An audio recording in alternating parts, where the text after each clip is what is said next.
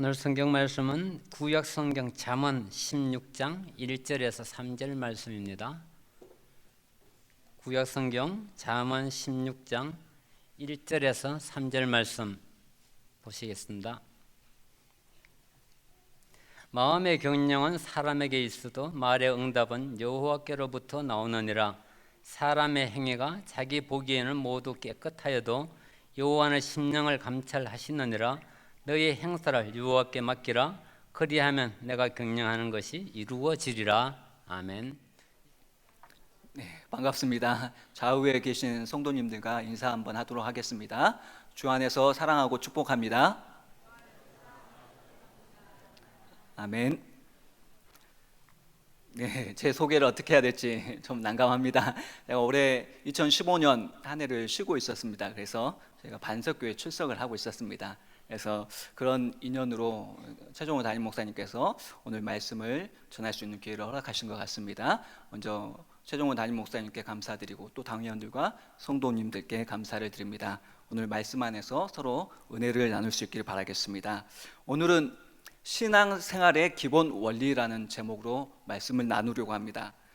우리의 삶에 있어서 기본은 모든 일의 중심이자 뿌리이고 또 근본과도 같습니다. 기본은 어떻습니까? 마땅히 갖추어야 할 요소이고 또 자질과 능력인 것입니다. 기본이 잘 된 사람은 자질이 훌륭한 사람인 것입니다. 또 기본이 잘 세워진 사람은 능력 있는 사람인 것입니다. 우리는 기둥이 바로 서지 않으면 지붕이 무너지고 또 척추가 뒤틀리면 온몸의 균형이 깨진다는 것을 잘 알고 있습니다. 그러므로 사람이라면 이 기본을 갖추는 데 더욱 신경을 써야 할 것입니다. 우리가 흔히 사람의 됨됨이를 이야기할 때 기본도 안 된 사람이라는 말을 합니다. 기본이 안 된 사람은 하나를 알면 열을 안다라는 격언처럼 기본이 안 되었으니 다른 어떤 것도 기대할 수가 없는 것입니다. 그래서 우리는 기본을 세우기에 참 힘을 들여야 될 줄로 믿습니다. 일과 인생에 있어서도 마찬가지입니다. 그 누구를 막론하고 마땅히 지켜야 할 기본 요소와 원리 원칙이 있기 마련인 것입니다. 그런데 우리는 신속한 일 처리와 또 성공을 위해서 가장 중요한 부분인 이 기본을 과감히 생략하는 경우가 있습니다. 그렇지만 이렇게 기본을 제멋대로 생략하는 사람이 제대로 성공하는 모습을 저는 한 번도 본 적이 없습니다. 모든 일에는 기본이 있습니다. 이 기본에 충실하면 수많은 위기와 어려움이 오더라도 넉넉히 감당할 수 있는 것입니다. 그러나 기본에 충실하지 못하면 위기의 순간에 큰 어려움을 당하게 됩니다. 신앙생활에 있어서도 기본이 있습니다. 어떤 것들이 있습니까? 잘 아시듯이 말씀과 기도와 예배 등등 여러 가지가 있습니다. 이러한 기본에 충실하면 우리가 믿음에서 넘어지지 않고 영적인 자유함과 풍성함을 누릴 수 있게 되는 것입니다. 오늘 본문 말씀에서도 하나님이 말씀하시는 기본 원리를 발견할 수가 있습니다. 오늘 3교구 헌신 예배인데 누가 헌신된 자입니까? 한번 질문을 하면은 어떤 사람이 헌신된 사람이라고 생각하십니까? 신앙생활에 기본이 잘 세워진 사람이 헌신된 사람인 줄 믿습니다. 오늘 본문을 통해서 기본 세 가지를 우리 마음에 새기고 신앙생활에 승리하고 또 헌신된 성도님들이 되시기를 바라겠습니다. 오늘 말씀에서 발견할 수 있는 첫 번째 기본 원리는 성도는 하나님의 주권적 섭리를 인정하고 확신해야 한다는 것입니다. 저는 어렸을 때 버스를 타면은 항상 운전기사 뒤에 앉기를 좋아했습니다. 운전기사 바로 뒷좌석에 앉기를 좋아했는데 그렇게 운전수 뒤에 타기를 좋아했던 이유가 있습니다. 첫 번째는 멀미를 안 하기 때문입니다. 그 앞쪽 뒤쪽에 앉으면. 그리고 또 그 운전기사 뒤에 앉으면은 제가 운전수가 된 기분 때문에 항상 되도록이면 운전기사 뒤쪽에 앉으려고 노력을 했습니다. 운전수 뒤에서 제 나름대로 가상의 운전을 합니다. 왼쪽으로 갔다가 오른쪽으로 가고 그리고 갑작스러운 급정거도 해봅니다. 그러나 제가 운전할지라도 한 번도 제가 운전한 대로 버스가 운행되는 것을 본 적이 없습니다. 왜냐하면 그 버스의 진짜 운전기사는 제가 아니라 그 버스의 운전기사이기 때문인 것입니다. 오늘 잠언 기자는 이와 똑같은 이야기를 우리에게 하고 있습니다. 오늘 1절 말씀을 다시 한번 함께 읽어보도록 하겠습니다. 시작. 마음의 경영은 사람에게 있어도 말의 응답은 여호와께로부터 나오느니라. 아멘. 또 오늘 본문은 아니지만은 잠언 16장 9절 말씀을 우리가 다시 한번 같이 읽어보도록 하겠습니다. 9절입니다. 1절 말 9절 같이 봉독하도록 하겠습니다. 사람이 마음으로 자기의 길을 계획할지라도 그의 걸음을 인도하시는 이는 여호와시니라. 아멘. 좀 쉽게 얘기해서 이 말씀이 어떤 말씀입니까? 제가 아무리 제 마음대로 운전하더라도 보스는 절대로 제 마음대로 움직이지 않는다는 말입니다. 그런데 우리의 문제는 우리의 마음대로 이루어질 수 있다고 착각하는 것입니다. 그것은 물론 인생의 주인이 자신이라고 믿기 때문일 것입니다. 그러나 우리가 기억해야 할 것은 오늘 말씀대로 우리가 우리의 인생의 주인도 아닐 뿐더러 우리의 삶은 하나님의 주권 아래에 있다는 사실을 우리 성도님 모두가 기억해야 될 줄로 믿습니다.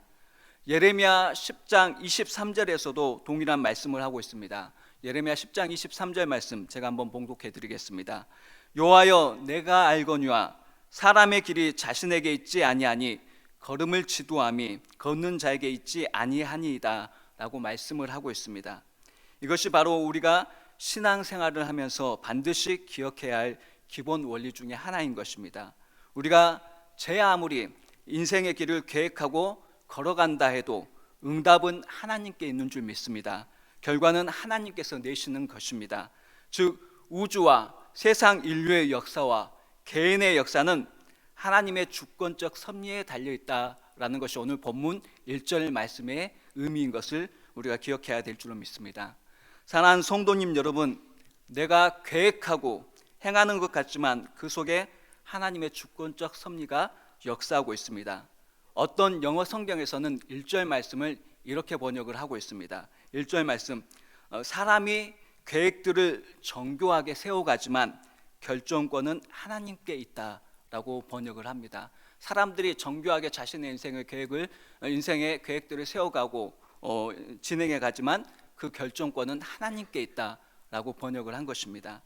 사람이 계획해도 결정은 하나님이 하신다는 것입니다. 그래서 세상사 사람 뜻대로 안 되는 것입니다. 누구 뜻대로 되냐면 주인 대신 하나님 뜻대로 되는 것인 줄 믿습니다.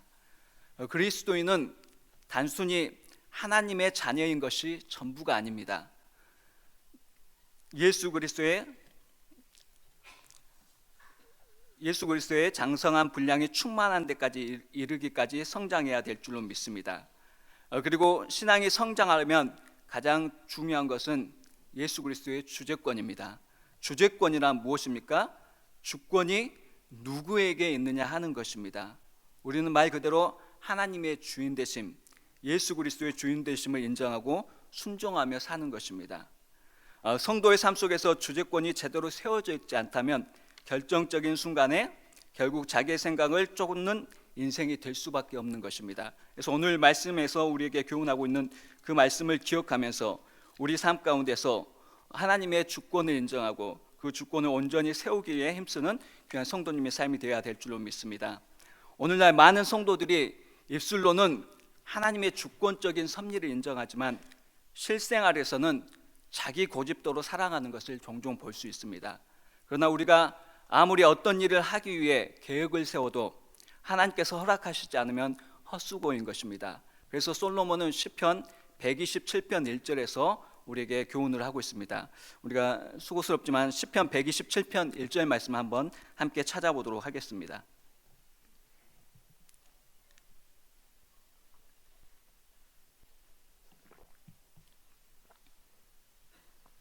시편 127편 1절 말씀입니다.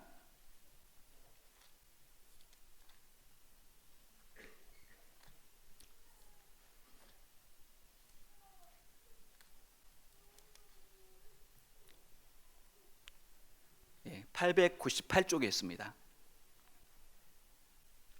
함께 봉독하도록 하겠습니다.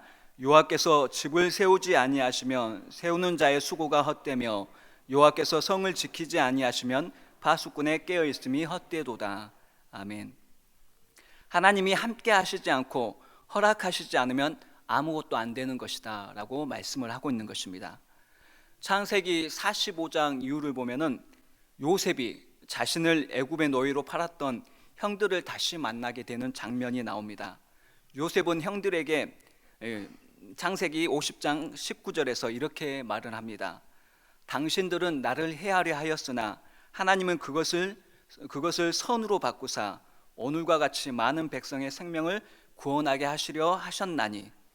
이 말씀은 어떤 말씀입니까? 요셉의 형들이 그 사람들이 계획하고 실행했지만은 그 결과를 만들어 가시는 분은 하나님이시라는 요셉의 신앙의 고백인 것입니다. 요셉은 형들에게 버림받고 또 노예로 죄수로 지냈지만 그는 절망하지 않았습니다. 노예로 있던지 죄수로 있던지 성실했고 충성되게 행동을 했습니다. 그래서 노예로 있을 때는 보디발 장군에게 인정을 받았고 또 감옥에서 간수장에게 인정을 받았습니다. 만약 우리가 요셉과 같은 상황이면 절망하고 포기할 만한데 요셉은 그렇지 않았습니다. 그 이유는 무엇이었겠습니까? 요셉은 어떠한 절망적인 상황에서도 흔들리지 않는 건강한 인격, 건강한 자아상을 가지고 있었기 때문입니다. 그렇다면 요셉이 건강한 인격, 건강한 자아상을 가질 수 있었던 이유는 무엇인지 우리는 질문을 해봐야 될 줄로 믿습니다. 그것은 요셉이 인생의 주권자가 하나님이시라는 것을 알고 믿었기 때문에 요셉은 건강한 인격과 건강한 자아상을 가질 수 있었던 것입니다. 창세기 45장 8절과 방금 전에 제가 봉독한 창세기 50장 19절에서 그 요셉의 신앙을 우리는 발견할 수가 있습니다. 창세기 45장 8절 말씀 한번 찾아보도록 하겠습니다. 창세기 45장 8절입니다.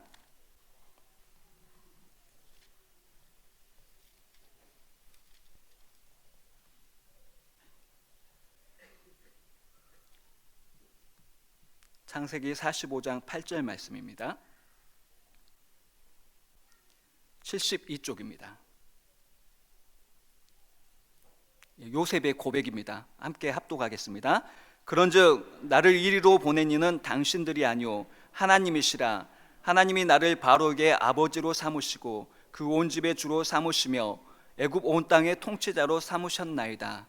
아멘. 요셉은 그 인생에서 역사하시는 하나님의 주권적 섭리를 확신했고 모든 응답은, 모든 결과는 하나님께로부터 나온다는 사실을 알았던 믿음의 사람이었습니다. 우리 또한 요셉과 같은 믿음의 고백과 확신이 있기를 바랍니다. 사랑하는 성도님 여러분, 하나님의 주권을 인정하고 확신하는 삶은 구체적으로 우리 개인의 신앙생활에서 아까 전에 말씀드린 예수 그리스도의 주재권을 성립하는 삶과 이어져야 하는 것입니다. 하나님의 주권을 인정하는 신앙을 가진 분이라면 이제는 우리 개인의 신앙생활에 있어서 예수 그리스도의 주재권을 확립해야 될 줄로 믿습니다. 방금 전에 주재권이 무엇이라고 했습니까? 주재권은 주권이 누구에게 있느냐 하는 것이라고 말씀을 드렸습니다. 주권이 누구에게 있습니까? 우리 주권은 하나님께 있는 줄 믿습니다. 그리고 예수 그리스도가 우리의 주인, 인생의 주인인 줄 믿습니다. 그래서 우리가 그것을 우리 신앙생활에 있어서, 개인 신앙생활에 있어서 온전히 확립해 가는 것이 가장 중요한 줄로 믿습니다. 신앙생활의 성패는 예수 그리스도의 주인 되심을 얼마나 인정하느냐에 달려 있다고 해도 과언이 아닐 것입니다. 예수 그리스도는 구원받은 모든 그리스도인의 주인이실 뿐만 아니라 모든 사람의 주인이십니다. 우리를 피로 값주고 사셨으며 우리를 창조하셨기 때문인 줄 믿습니다. 그러므로 예수님께서 피로 사신 우리의 삶은 더 이상 우리의 것이 아닙니다. 아멘. 한번 좌우에 계신 분들에게 한번 고백해 보시길 바라겠습니다. 나의 삶은 나의 것이 아닙니다. 하나님의 것입니다. 예수 그리스도의 것입니다. 아멘. 하나님의 주권을 인정하고 예수 그리스도의 우리 주인 되심 인정하는 사람은 우리 삶 가운데서 이러한 고백이 날마다 있어야 될 줄로 믿습니다. 성도님 여러분, 신앙생활은 하나님의 주권, 예수 그리스도가 주인 되심을 우리의 모든 삶의 영역에서 인정하고 구체적으로 실현하는 것이 우리의 신앙생활인 것입니다. 가족관, 또 물질관, 또 부부관, 문화관 등등 우리 삶의 모든 영역에 있어서 하나님의 주권을 인정하고 실천함으로 참으로 헌신된 성도라 인정받는 우리 반석교회 성도님들 되시기를 기도하겠습니다. 오늘 본문 말씀에서 발견할 수 있는 두 번째 기본은 하나님은 우리의 심령을 감찰하신다는 것입니다. 오늘 본문 2절에서 말씀하고 있죠. 본문 2절에서는 사람의 행위가 자기 보기에는 모두 깨끗하여도 여호와는 심령을 감찰하시느니라 라고 말씀합니다. 우리가 아무리 우리 스스로를 깨끗하다 하여도 혹은 다른 사람들이 나를 그렇게 판단한다 하더라도 하나님은 우리의 중심을 보시고 하나님의 기준으로 판단하시는 것입니다. 사람의 눈은 피할 수 있습니다. 그러나 마음을 보시고 우리의 심령 깊은 곳을 보시는 하나님의 눈은 피할 수 없습니다. 하나님은 사람의 마음을 보시는 것입니다. 나 정도면 되지라고 생각하며 자기 나름의 기준대로 살아가는 사람들을 향해서 그들의 마음을 보시고 하나님의 절대의 기준으로 감찰하고 계신 줄 믿습니다. 감찰하시느니라, 오늘 2절 말씀에 감찰하시느니라 라는 단어는 히브리어로 타칸이라는 단어입니다. 이 단어의 뜻은 무게를 달다, 공평하게 평가하다라는 뜻을 가지고 있습니다. 본문 2절은 하나님께서 인간의 외적인 행위는 물론이고 그 내면의 은밀한 모든 부분까지도 보시고 그분의 공의의 속성에 준거해서 판단하신다는 의미를 가지고 있습니다. 그래서 우리가 이 감찰하시느니라라는 단어를 좀 더 생생하게 우리가 깨닫기 위해서는 똑같은 단어로 사용된 사무엘상 2장 3절을 보면은 우리가 좀 더 생생하게 느낄 수가 있습니다. 사무엘상 2장 3절에서도 이 타칸이라는 단어가 쓰였습니다. 어떻게 쓰였는지 한번 찾아보도록 하겠습니다. 사무엘상 2장 3절입니다.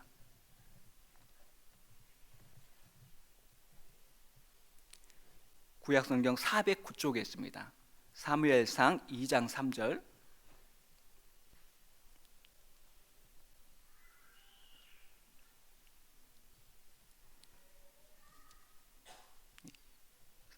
(409쪽) 사무엘상 2장 3절 같이 합독하도록 하겠습니다. 심히 교만한 말을 다시 하지 말 것이며 오만한 말을 너희 입에서 내지 말지어다. 여호와는 지식의 하나님이시라. 행동을 달아보시느니라. 아멘. 여기서 행동을 달아보신다 할 때 달아보시느니라 라는 단어가 타칸, 감찰하시느니라 라는 단어와 똑같은 말입니다. 하나님께서는 우리의 언행, 심사 모든 것을 달아보시는 하나님이신 것입니다. 하나님께서 우리의 삶을 달아보신다는 사상은 욥기에도 나옵니다. 욥기 31장 5절과 6절에 욥이 고백하고 있습니다. 욥이 어떤 고백을 하고 있냐면 제가 읽어드리겠습니다. 계속 찾아보니까 힘드시죠? 욥기 31장 5절과 6절.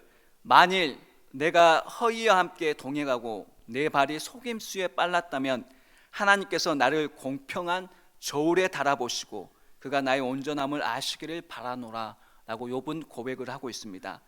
욥이 확신하기를 자기의 행위가 허탄했거나 자기의 발이 속임수에 빨랐던 적이 없었다는 것이며 자기가 틀림없이 정직하게 행한 사실에 대해서 하나님의 공평한 저울에 달려서 증명되기를 바란다라고 욥은 고백을 하고 있습니다. 하나님의 공평한 저울에 달아서 하나님께서 그것을 증명하시기를 바란다라는 고백을 하고 있습니다.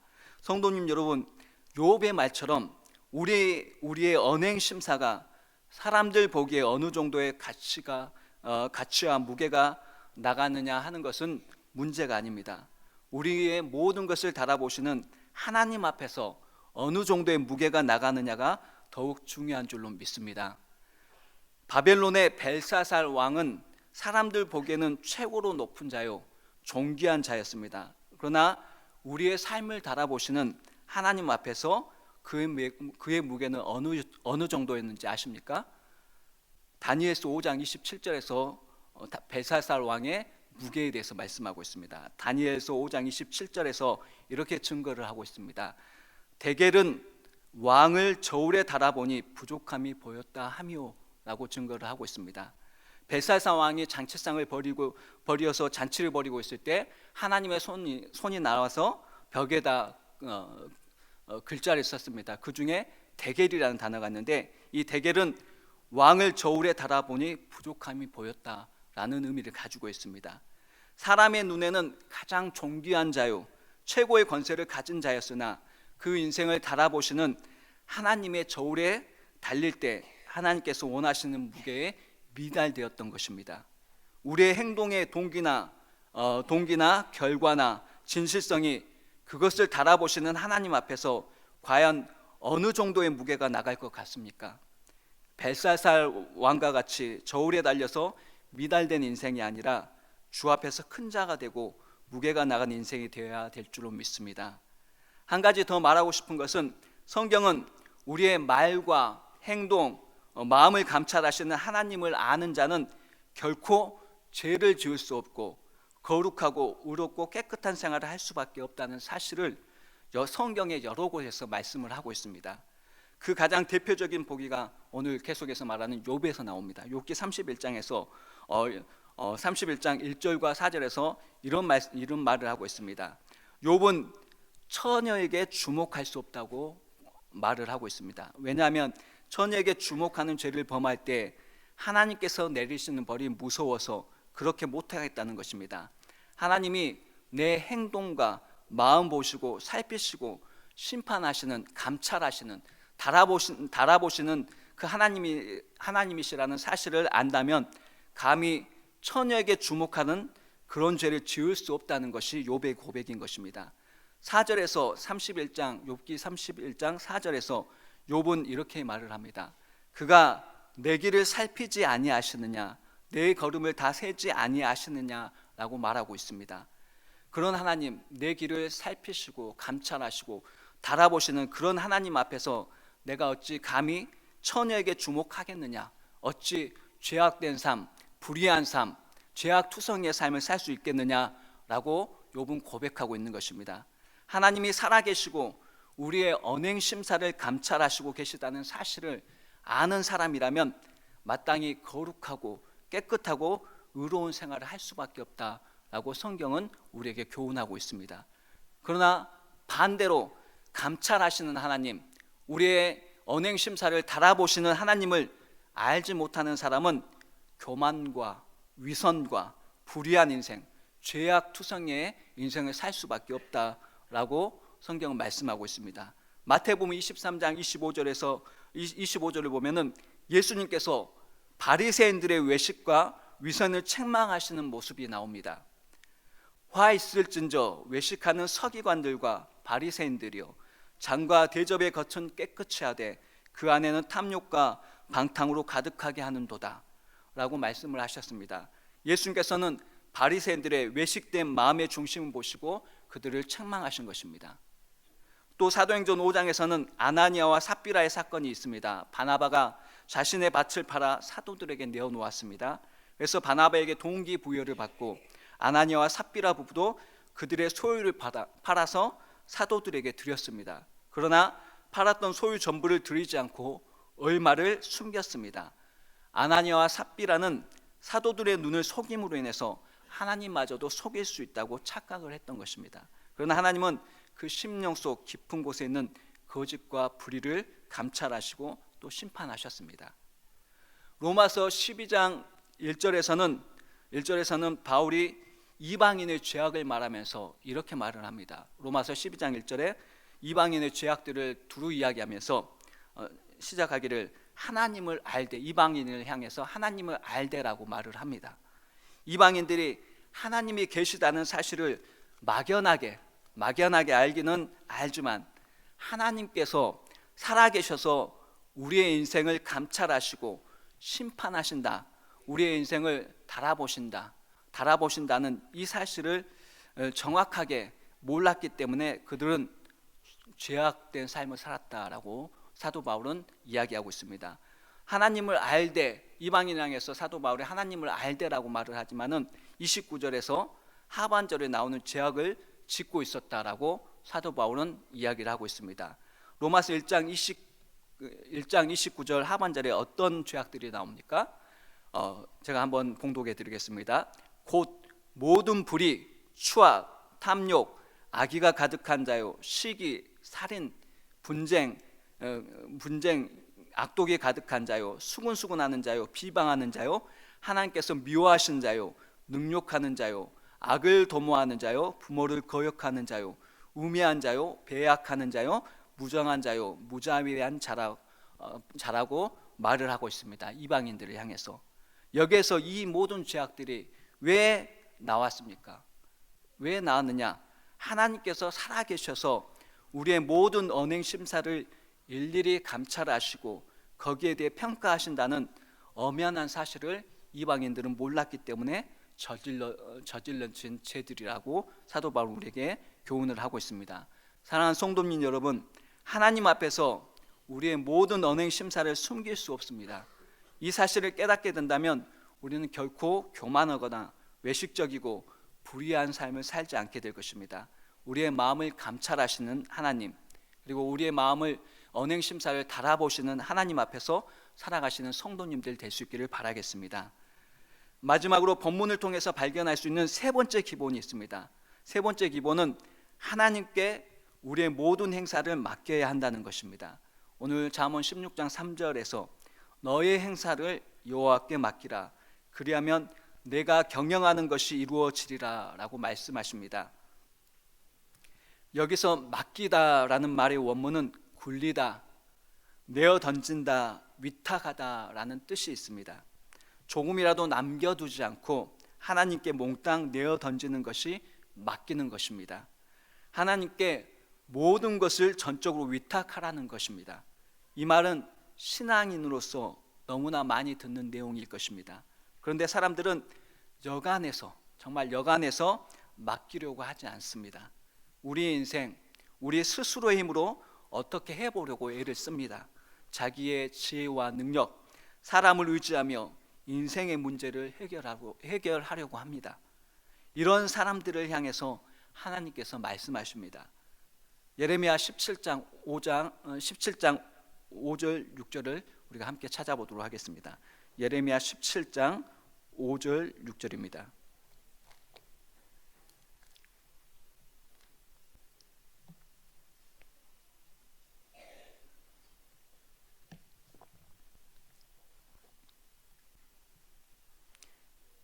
예레미야 17장 5절 6절입니다. 1077쪽입니다. 구약성경.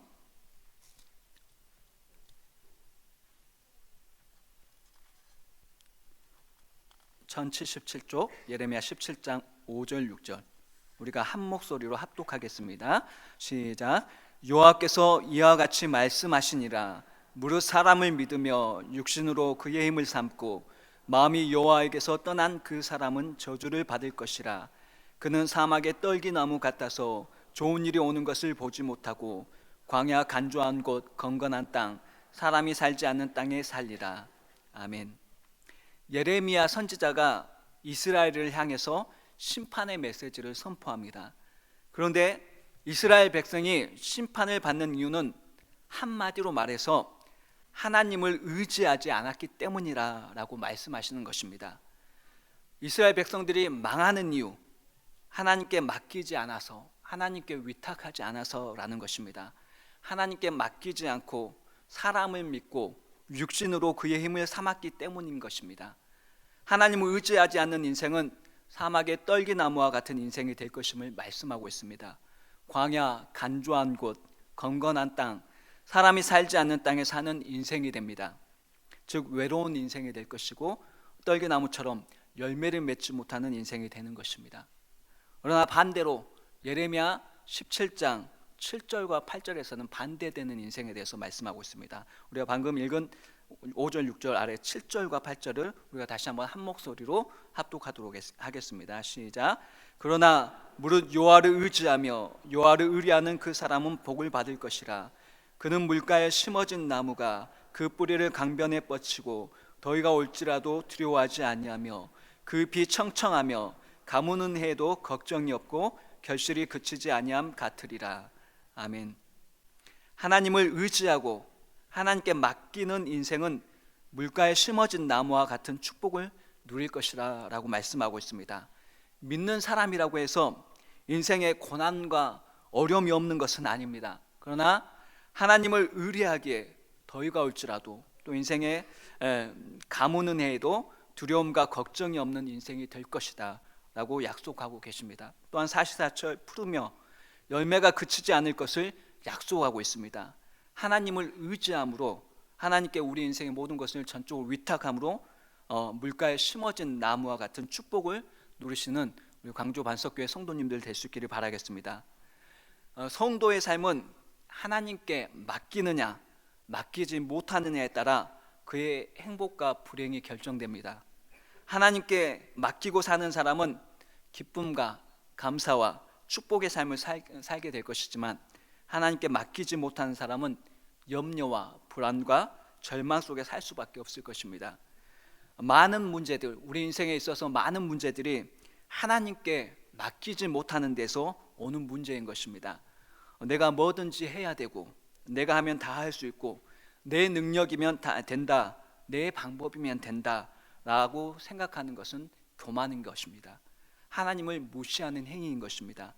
지혜로운 사람은 자신을 신뢰하기보다 하나님을 더 신뢰하는 겸손한 사람인 줄 믿습니다. 하나님의 주권을 인정하고 예수 그리스도의 주인 되심을 인정하기에, 또 하나님을 더 신뢰하기에 인생의 모든 것을 하나님께 전적으로 맡기는 것입니다. 아멘. 제가 올해 쉬고 있었다고 했죠. 제가 쉬면서 올 한 해 2015년 한 해 여러 힘들었습니다. 고난이었습니다. 왜냐하면 제 나름대로 사람의 계획과 마음의 계획을 가지고 올 한 해를 시작했습니다. 그러나 하나님께 맡긴다고 하면서도 맡기지 못하고 저의 방법과 제 계획대로 인생의 길을 걸었기 때문에 하나님께서는 호되게 힘든 한 1년을 주신 것 같습니다. 마찬가지입니다. 우리의 인생의 문제, 모든 문제의 발단은 우리가 우리 인생의 모든 것들을 하나님께 맡기지 않는 데 있다는 것을 기억하시길 바라겠습니다. 참된 그리스도인은 전적인 우리의 주인 되신 첫 번째 주권, 하나님의 주권에 대해서 말씀드렸죠. 주인 되신 그 하나님께 전적으로 위탁한 인생이 되어야 될 줄로 믿습니다. 사랑하는 성도님 여러분, 믿는 사람들의 복이 무엇입니까? 우리 믿음의 사람들의 복은 우리의 행사, 우리의 인생의 모든 것을 의탁할 분이 계시다는 것이 우리 인생의 복인 줄 믿습니다.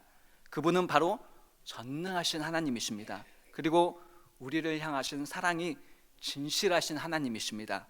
그 진실하신 사랑의 증거가 무엇입니까? 우리는 다 알고 있습니다. 하나뿐인 독생자 예수 그리스도를 우리를 위해서 대속의 제물로 내어놓으셨습니다. 그리고 하나님 아들 예수 그리스도께서는 십자가에 못 박혀 보혈을 흘리시며 우리의 죄와 저주를 담당하심으로 하나님의 진실하신 그 사랑을 증거하신 줄 믿습니다. 그래서 우리는 하나님의 사랑을 노래하고 있지 않습니까? 제가 좋아하는 찬양이 있습니다. 그 사랑이라는 찬양이 있습니다. 그 사랑. 근데 참 제가 안타까운 것은 음치입니다. 그래서 찬양을 잘 못합니다. 그래서 아름답게 찬양을 불러드리고 싶지만은 그 사랑이라는 찬양의 가사를 대신 낭독해 드리겠습니다. 그 사랑. 아버지 사랑 내가 노래해, 아버지 은혜 내가 노래해. 그 사랑 변함없으신, 거짓 없으신, 성실하신 그 사랑. 상한 갈 때 꺾지 않으시는, 꺼져가는 등불 끄지 않는 그 사랑. 변함없으신, 거짓 없으신, 성실하신 그 사랑. 그 사랑, 날 위해 죽으신, 날 위해 다시 사신 예수 그리스도, 다시 오실 그 사랑. 죽음도 생명도 천사도 하늘의 어떤 권세도 끊을 수 없는 영원한 그 사랑 예수. 하나님의 그 사랑은 영원하고 변함없고 진실하신 사랑입니다. 그래서 우리는 그 사랑 앞에 우리의 모든 것을 맡기고 위탁하는 것입니다.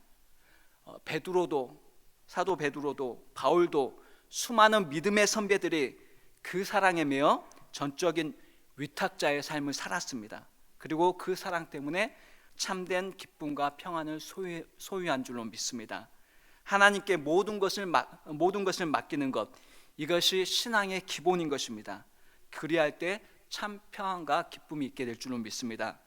본문에서는 행사를 맡기라 하셨지만은 어디 행사뿐이겠습니까?